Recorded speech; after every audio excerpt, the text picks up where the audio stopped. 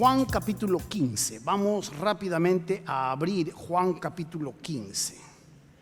Juan capítulo 15, los primeros versos de Juan nos muestra este próximo elemento que hoy vamos a desarrollar. Juan 15, versículo 1. ¿Sí? ¿Llegamos? Si usted no ha llegado, nosotros también podemos proyectar la enseñanza ahí. Si usted nos está visitando, bienvenido, siéntanse en casa. Y también por usted estaremos proyectando la palabra de Dios ahí a través de la pantalla. Dice así: yo soy la vid verdadera y mi Padre es el labrador. Todo pámpano que en mí no lleva fruto lo quitará, y todo aquel que lleve fruto lo limpiará para que lleve más fruto.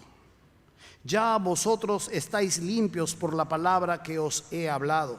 Permaneced en mí y yo en vosotros. Como el pámpano no puede llevar fruto por sí mismo si no permanece en la vid, así tampoco vosotros si no permanecéis en mí. Yo soy la vid, vosotros los pámpanos. El que permanece en mí y yo en él, éste lleva mucho fruto, porque separados de mí nada podéis hacer. El que en mí no permanece será echado fuera como pámpano y se secará, y los recogen y los echan en fuego y arden. Si permanecéis en mí y mis palabras permanecen en vosotros, pedid lo que querráis y os será hecho. En esto es glorificado mi Padre, en que llevéis mucho fruto y seáis así mis discípulos. Como el Padre me ha amado, así también yo os he amado, permaneced en mi amor. Si guardareis mis mandamientos, permaneceréis en mi amor, así como yo he guardado los mandamientos de mi Padre y permanezco en su amor. Estas cosas os he hablado para que mi gozo esté en vosotros y vuestro gozo sea cumplido. Estos 11 versos que nosotros tenemos aquí y vamos a desarrollar de manera un tanto rápida, por el tiempo también, nos muestra este elemento más que nosotros tenemos que ahora resaltar. Y tiene que ver con la permanencia, tiene que ver con la relación continua. Cuando uno mira las Escrituras, Dios usa muchas analogías para mostrar la relación que Él tiene con su pueblo. Existen variadas analogías que Dios usa constantemente. Por ejemplo, Él se presenta como el Padre y a nosotros nos presenta como los integrantes de su hogar. A su vez también se puede presentar como el Creador y a nosotros como sus criaturas. A veces Él en las Escrituras se presenta como el Rey y nosotros los súbditos de su reino. A veces como el pastor y Él y nosotros como las ovejas. A veces también uno mira en Corintios, por ejemplo, se presenta como el constructor y nosotros como un edificio espiritual.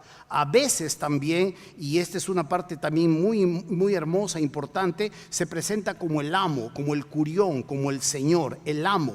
Y nosotros representamos a sus esclavos, a veces también como esposo y nosotros la iglesia como esposa, o a veces también usando la analogía del cuerpo, Él es la cabeza y todos nosotros somos su cuerpo.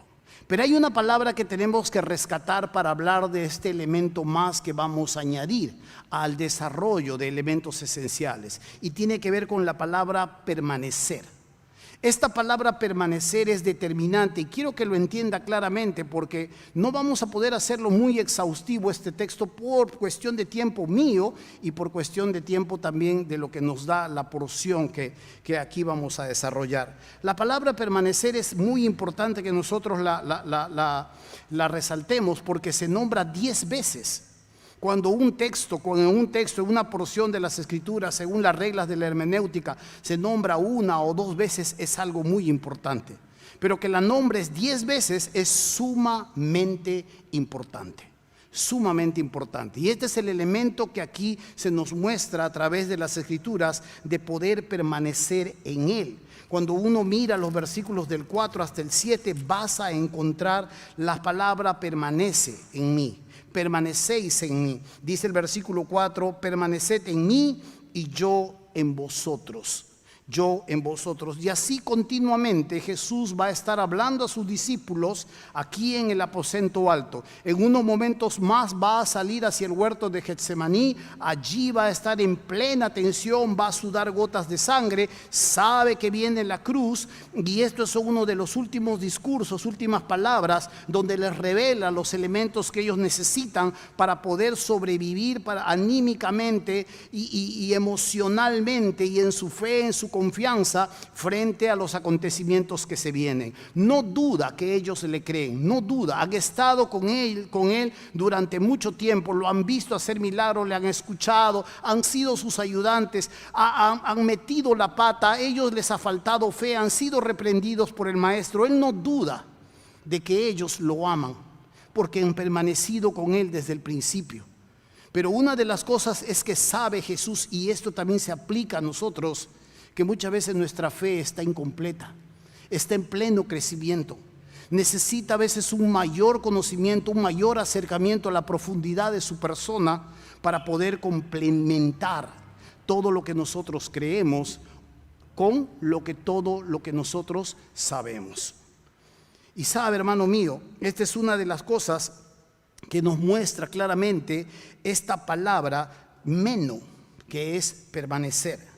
Yo he buscado un poco en el idioma original lo que esta palabra significa, y es estar de manera continua en un estado fijo o en un estado que perdura constantemente al lado de algo o de alguien. O también podría ser una relación continua o una comunión ininterrumpida, algo que no se interrumpe, algo que continuamente está ahí. Y Jesús les está diciendo que ellos deben permanecer con Él, depender constantemente de Él. Luego les va a decir algunas pautas más en cuanto a esta dependencia. Pero nosotros necesitamos entender que para poder atravesar momentos difíciles en la vida, momentos de prueba, momentos de oscuridad que también se van a venir sobre esta humanidad, ya lo vamos viendo cómo esto va configurándose, vamos a necesitar elementos claros. Y no solamente vas a necesitar hacer tu devocional en la mañana, vas a necesitar convicciones sólidas que te van a sostener frente a probablemente persecuciones que puedan desatarse. Mire las noticias un poco, mire más allá de lo que le muestra Canal N o estos periodicuchos por acá. No, mire otras cosas, indague otras cosas, no se alimente de memes tampoco. Hay hijos de Dios que se alimentan de memes, se alimentan de tonterías, viven en oscuridad en su mente. Viven en ignorancia y por eso son borregos fáciles frente a cualquier corriente. Mire cosas o noticieros mucho más serios que no necesariamente le estén repitiendo lo mismo. Indague, investigue, compre libros y dése cuenta que las cosas van configurándose claramente, acontecimientos donde la iglesia atravesará momentos difíciles. Los hijos de Dios atravesarán junto con sus valores, sus convicciones, sus creencias, su cultura, las estructuras de su mente, las estructuras de su familia, la forma en cómo crían, van a atravesar momentos difíciles. Hace poco, nomás hace 2 días, Inglaterra ha empezado a indagar acerca de todos los que están enseñando el colegio en casa, dentro de su casa a sus hijos. Se ha dado cuenta que todos los que están enseñando en casa, ojo, que no están mandando a sus hijos a los colegios, sino que están enseñando en casa. Papá ha dicho, no, yo voy a enseñar a mi hijo acá. Inglaterra se ha dado cuenta que ha crecido el porcentaje de las madres y de los padres que están enseñando en sus casas. 40% ha crecido. Y hace unos días, nomás 2-3 días atrás, han empezado ya a sacar una ley para saber qué les enseñan. Porque están poniendo en peligro el entendimiento y la estabilidad emocional de sus hijos, porque sus hijos tienen que aprender ideología de género. Y se van a meter a tu casa, y se van a meter a lo que tú crees que tú lo tienes seguro, porque por eso se crean leyes y por eso se establecen gobiernos. Y cuando el cristiano atraviese momentos así, ¿qué va a decir? ¿Ya no soy cristiano? Probablemente algunos van a apostatar de la fe. Yo veo muchos apóstatas en estos últimos tiempos. Ya no quieren saber mucho de Jesús, parecen enemigos de Jesús. Pero el cristiano ahí, el verdadero cristiano, no va a poder apostatar, no va a poder decir, va a tener que asumir o va a tener que de alguna manera negar a Cristo, que es mucho peor y es mucho más vergonzoso. Pero esta es una de las cosas claras, que en el sentido básico de permanecer con Jesús, no necesariamente es una relación intermitente, sino es una relación continua con Él. Una de las verdades claras que se presentan aquí en el versículo 2 dice: todo pámpano que en mí no lleva fruto lo quitará, y todo aquel que lleva fruto lo limpiará para que lleve más fruto. Según el grado en que los hijos de Dios permanezcan en Cristo, es que pueden recién dar frutos espirituales. Según el grado en que los hijos de Dios permanezcan en Cristo, es que recién pueden dar frutos espirituales.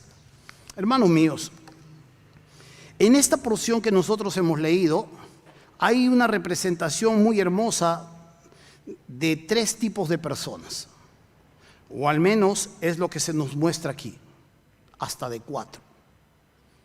El Padre, el Hijo y los 2 tipos de creyentes. A simple vista usted mira que hay un creyente y un no creyente. Pero luego le voy a demostrar que no está hablando aquí de nada que ver con incrédulos. Está hablando de todos estos como cristianos. A simple vista parece que usted dijera: los que no echan fruto agarran y los echan en el fuego, al infierno. A simple vista pareciera eso. Pero no se trata de no creyentes. Se trata de creyentes. Pero aquí hay una representación clara de la vid, el labrador y los pámpanos. La vid, dice el versículo 1, yo soy la vid verdadera, dice Jesús, y mi Padre es el labrador.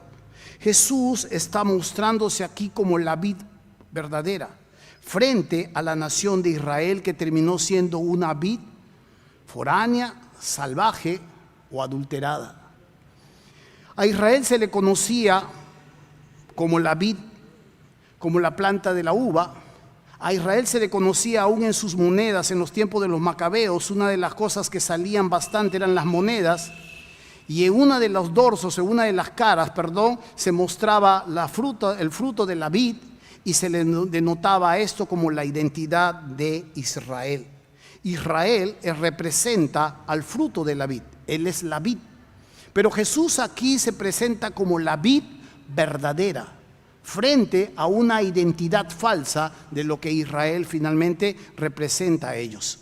Israel finalmente rechazó a su Creador, echó por borda su salvación, echó todo esto a perder, y como dice el texto en el mismo Juan, que Dios vino a los suyos, Jesús vino a los suyos, y que los suyos finalmente terminaron rechazándole. Aquí Jesús se denota y se pone como la vid verdadera. Y una de las cosas claras que se nos muestra aquí, que Él señala que Él es la fuente de la vida, de la vitalidad, del crecimiento y de la productividad espiritual. Y es por eso que claramente dice que separados de Él, nada vas a poder hacer. No está diciendo que no vas a hacer tu trabajo ni vas a hacer negocios. Estamos hablando de los frutos espirituales. El segundo personaje que se nos muestra acá es al labrador.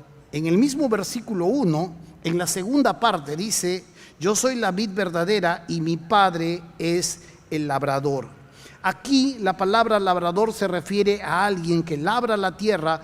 Un geórgo se le conocía, alguien que cultivaba, movía la tierra, la abonaba. Podía ser un granjero o podía ser un viñador. A su vez también él podía plantar, fertilizar, regar, cortar, y tenía 2 responsabilidades frente a una viña. La primera responsabilidad es que él tenía que cortar a las plantas, o tenía que cortar a las ramas que no daban fruto, que estaban echando a perder el crecimiento de la vid, y se habían empezado a hacer nudos, y él tenía que cortarlas para que pueda seguir brotando nuevos frutos.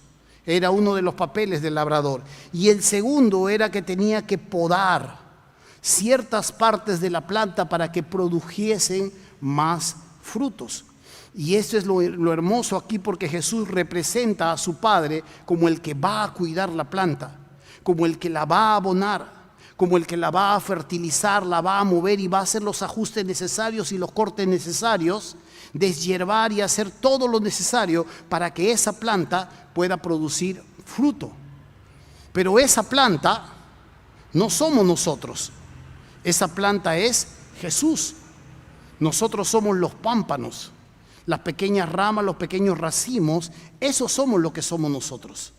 Nosotros no producimos frutos fuera de la planta. Y he aquí que sale el tercer personaje, los pámpanos. En el mismo versículo 2 dice, todo pámpano que en mí no lleva fruto, lo quitará. Y todo aquel que lleva fruto, lo limpiará para que lleve más fruto. Y aquí quiero hacer un alto de la palabra pámpano. La palabra pámpano es bien interesante aquí porque es una palabra que denota tierno, en peligro de romperse, o denota fragilidad. Mira cómo Jesús nos representa a nosotros. A Él se representa como una planta frondosa, al Padre con el poder de mover la planta, cortarla, fertilizarla, abonarla, sacarla si le da la gana, y a nosotros como pequeñas ramas a punto de quebrarse.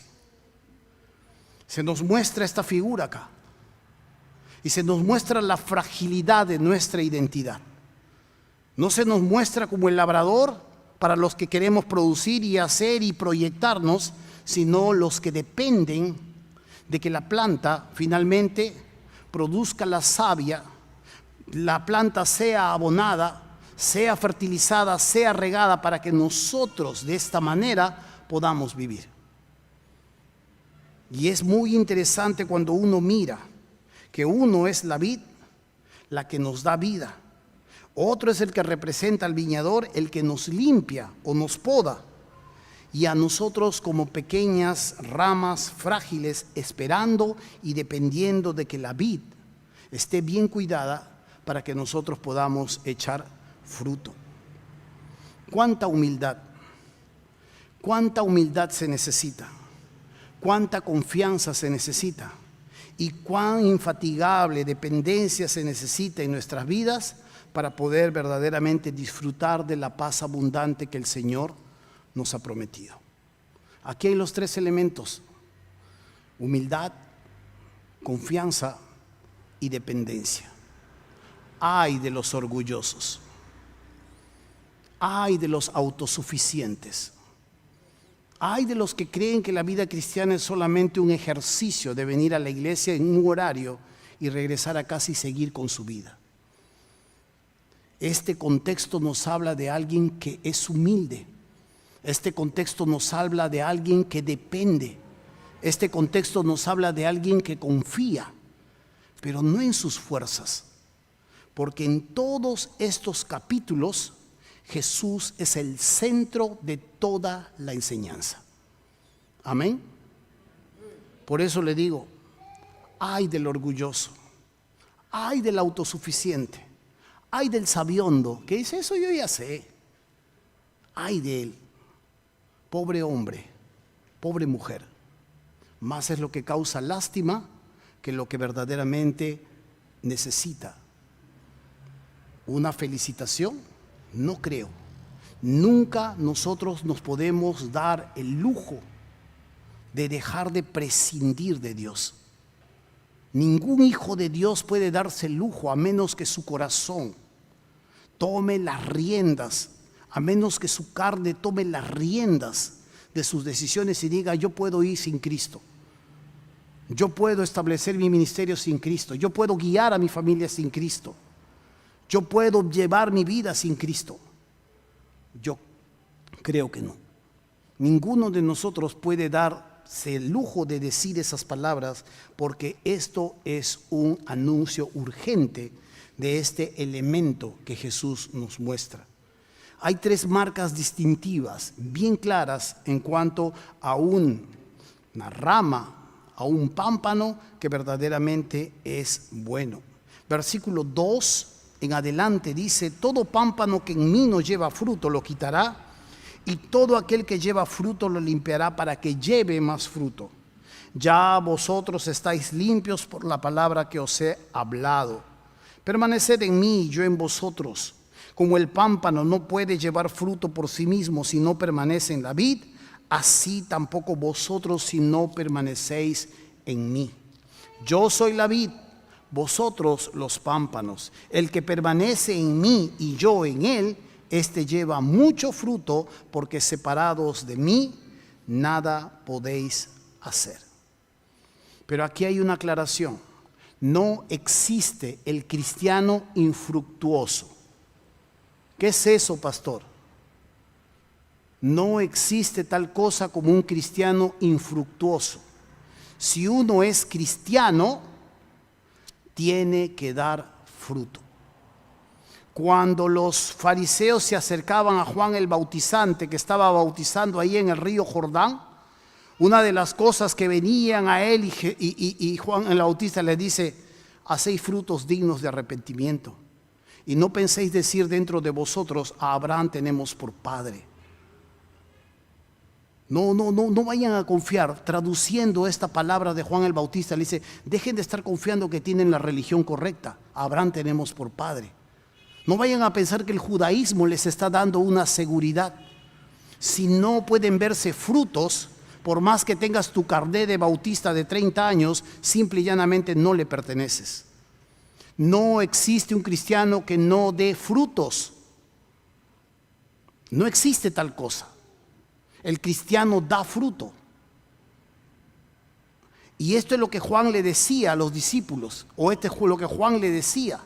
Y el fruto en ese momento le decía a los soldados: si tú tienes 2, no hagas extorsión. Si tú tienes 2 mantos, dale uno al que no tiene y tú quédate con otro.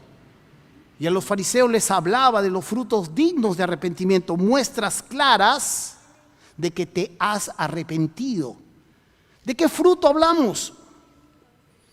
Sí, de ir a las misiones, de salir a evangelizar los días miércoles, de servir en la escuela dominical, de enseñar y transmitir el culto. Disculpe, hermano, pero no es fruto. ¿De qué fruto hablamos? Los frutos que está hablando Jesús no tienen que ver con ministerio. Los frutos que habla Jesús está hablando del carácter en el corazón del hombre, de la mujer. El fruto que habla Jesucristo no significa que asistes puntualmente o que eres una persona generosa que da su ofrenda y sus diezmos. El fruto del que habla Jesús está hablando del amor, del gozo, de la paz, de la paciencia, de la benignidad, de la bondad, de la fe, de la mansedumbre, del dominio propio, la templanza. El fruto que habla Jesús está hablando del fruto de labios que sale de nuestra boca cuando le cantamos al Señor.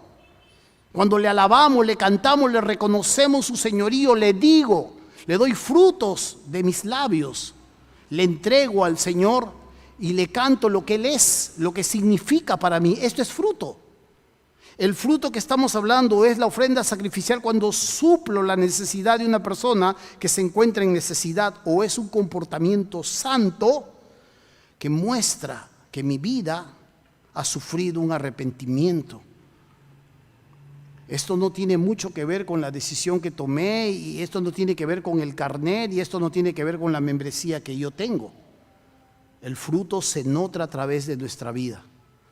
Pero créame, todos nosotros vamos en un pleno crecimiento. Y esto es lo que Jesús le dice a sus discípulos. Por eso el versículo 8 dice: en esto es glorificado mi Padre, en que llevéis mucho fruto y seáis así mis discípulos. Nota la última palabra: discípulo, matete, seguidor. Si permaneces en mí y mis palabras permanecen en ti, vas a tener fruto, dice Jesús. Y esta es la cuestión que nosotros necesitamos entender. Jesús, como la vid verdadera, va a cumplir su parte de la relación, en tanto que las ramas se mantengan en una unión vital con Él. Si las ramas están apartadas de Él, si las ramas de alguna manera están lejos de Él, si las ramas lo primero que miran más son sus antojos, sus pasiones, si las ramas primero miran lo que tiene delante de sus ojos y no están en una constante relación y comunión con Él, definitivamente no va a haber fruto.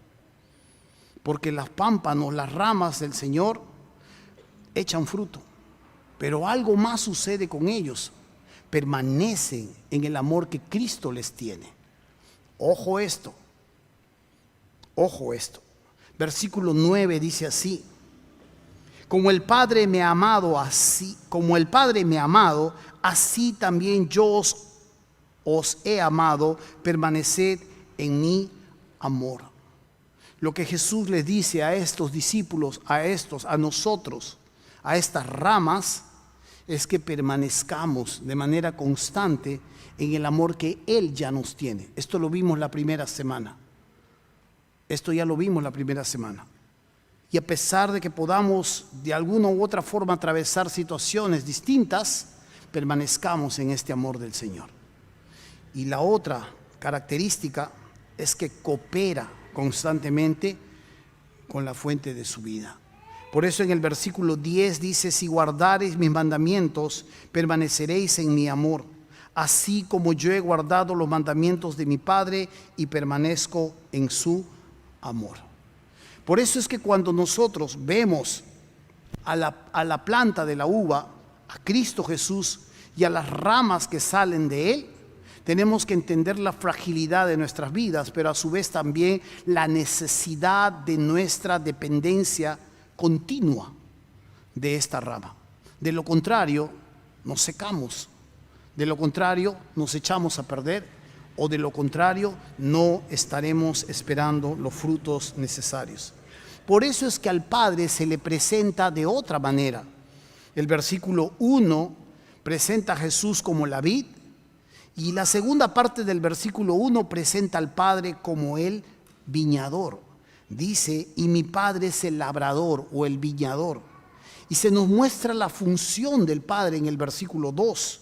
Todo pámpano que en mí no lleva fruto lo quitará, y todo aquel que lleva fruto lo limpiará, para que lleve más fruto. El Padre limpia las ramas verdaderas, eliminando todo lo que debilite su energía espiritual, todo lo que debilite su fructificación. ¿Y de qué manera hace el Padre todas estas cosas? Dios Padre va a extirpar de nuestras vidas todo aquello que esté estropeando nuestra justicia en Cristo. Si hay algo que está de alguna manera quitándonos sueños, si hay de alguna manera que nos está desviando la mirada, el Padre lo va a extirpar, lo va a quitar. Ojo, ojo, ojo con lo que tanto te distrae, ojo con lo que tanto es tu confianza. Porque si esa es tu confianza, si tu salud es tu confianza, si tu cuerpo, si tu juventud, si tu tecnología, si tu conocimiento, si tu fortaleza física es tu salud, tienes que tener cuidado. Tú, siendo un hijo de Dios, el Padre va a extirpar todo aquello, a través del dolor, a través de las pruebas, todo aquello que te aleja de la fructificación en su Hijo. Esta enseñanza no es tan romántica como las otras.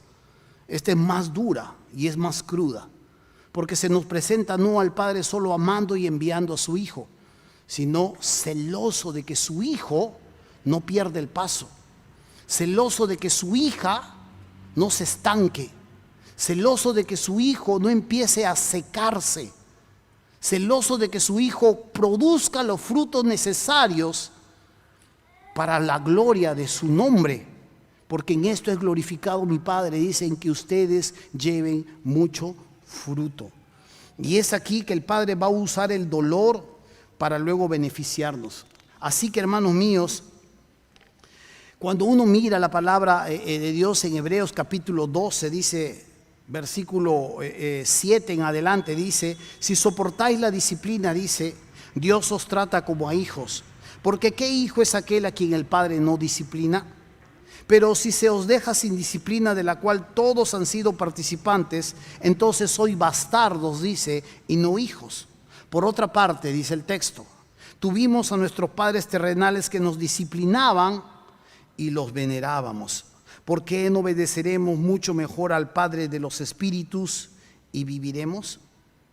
Y es por eso que aquí el texto se nos muestra que una de las maneras de cómo Dios poda, de cómo Dios limpia a su Hijo, es a través de la disciplina, del dolor, de las pruebas. Esto es inevitable. Hay cosas que no vamos a aprender solamente en el terreno de la sonrisa. Hay cosas que no solamente vamos a aprender en el terreno de la abundancia. Hay cosas que no vamos a aprender en el terreno de las buenas relaciones, sino tenemos que aprenderlas justamente cuando las relaciones están casi deterioradas. Hay gracia que vamos a tener que aprender en un terreno distinto al que toda la vida nos hemos acostumbrado a llevar. Hay un mayor crecimiento en misericordia que tendremos que aprender en terrenos dolorosos que no hemos esperado algún día pasar. Y esto es obra del Padre. Esto no es obra de la carne, sino de tu Padre, que quiere que sigas fructificando más y más. Probablemente te has estancado, probablemente te has acostumbrado, probablemente estás tan confiado en todo lo que sabes y has estudiado. Y Dios va a tener que llevarte al terreno del dolor, al terreno de la frustración, al terreno de la prueba, para limpiarte y hacer que fructifiques. ¿Cuántos quieren que los lleve Dios a ese terreno? A ver, por favor, levanten su mano. Un niño nomás levanta su mano. Allá, un varón. Muy bien, hermano, estaré orando hoy día por usted. Entonces, esta es la cuestión. Cuando nosotros miramos la manera en cómo Dios trata a sus hijos, vamos a ver que la intención de Dios detrás de todo esto no es, como le escuchaba una vez hace mucho tiempo a un cristiano, para ver cuánto resistes. Lo que pasa es que quiere ver Dios hasta dónde dura tu fe. Dios no es un sadomasoquista. Dios no es un psicópata.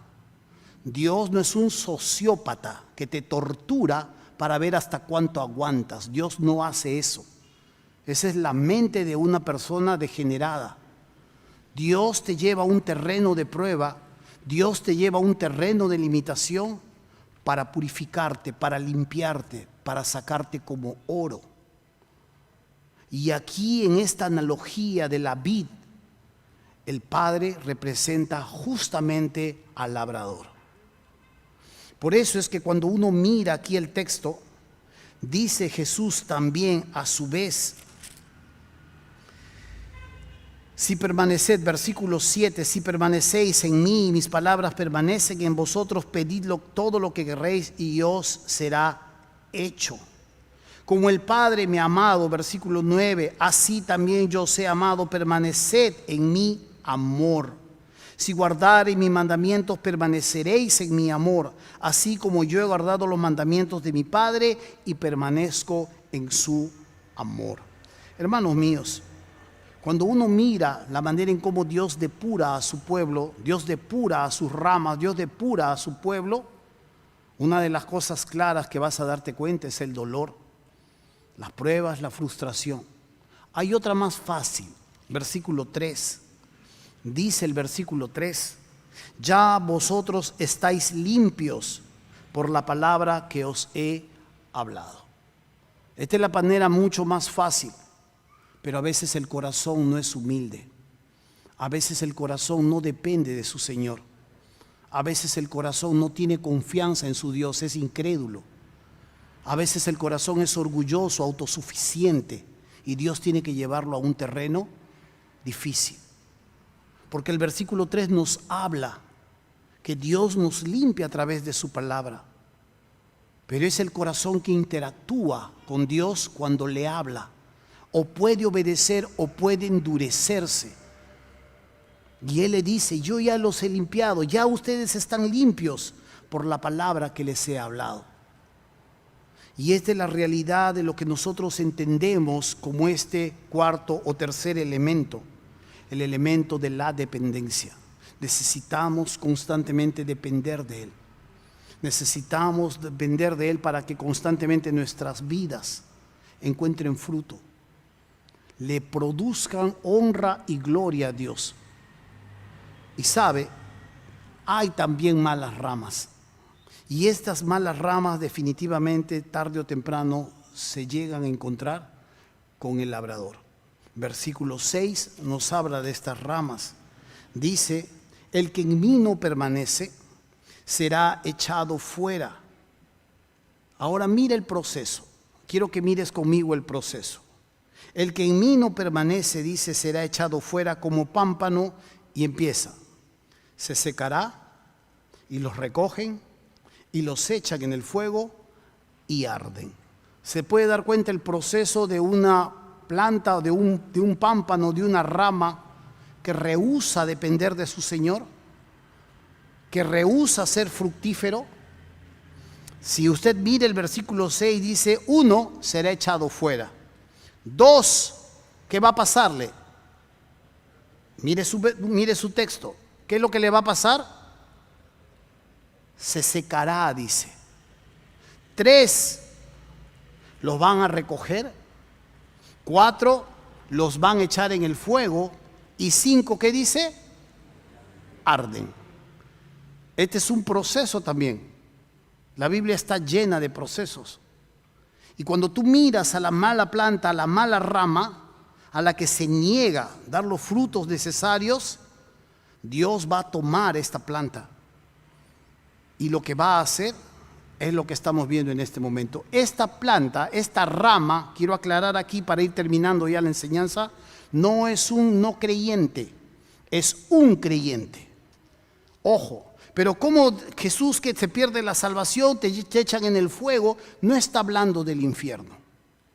Este texto no está hablando del infierno. Este texto no está hablando de la condenación eterna. Este texto está hablando de discípulos que deben permanecer constantemente en su maestro. Este texto no está hablando ni de la salvación ni del día venidero, está hablando de la relación que deben tener las plantas, las ramas con la vid. Son discípulos.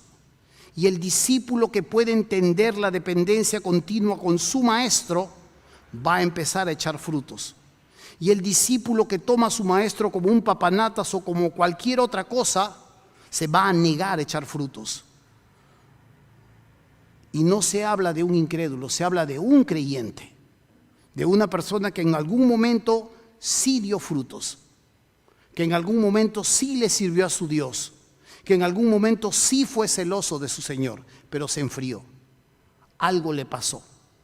Y es aquí por eso que le quiero mostrar que esto confunde muchas veces a los comentaristas. Y muchas veces cuando uno llega aquí piensa que este es un incrédulo, que como no sirve, como no da fruto, Dios lo echa en el infierno. No es así. Está hablando de la disciplina del Padre hacia una rama que se niega a echar frutos. Una rama que se niega a dejar que el Espíritu Santo obre en su corazón.